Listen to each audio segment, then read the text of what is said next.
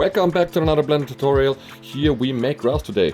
So we started out making one plane, scale it up, and then we add a subdivision modifier to that. Hit Ctrl and 5 because I want to increase the subdivision pretty high. 5 is good. Go down to the advanced tab and turn on keep corners. Then I apply the modifier. So we have a decent plane. Then I take the proportional editing tool and start modeling a bit to get a bit of variation into my plane, so it's not just a straight plane, but yeah, it could have been better. Then I create a material where I will just go and drop a simple texture into my PBR shader, and I take therefore a texture I downloaded on Polyhaven, there a ground texture, boom, into the shader and increase the roughness, of course. The next thing is I have to make the grass strains. I make a new plane, scale it up a bit, you see you sped it up a bit so it doesn't take 500 years.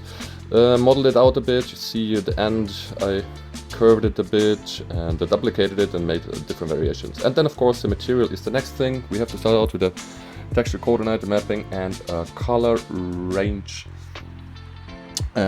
to create the color. Then I feed it into the PBR shader and into a translucent, and those two I mix together and feed it into my material output, and voila, that's roundabout what we have. Then I take everything and group them into one layer, into my so-called grass layer.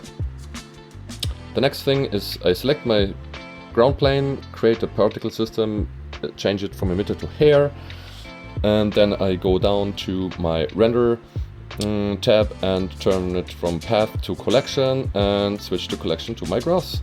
And voila, we have grass on our, but it looks a bit weird, so we have to do some extra changes here. In the particle setting, we go over to the children, turn on interpolated. The display amount I switch from to 20 and all the render amount to 20.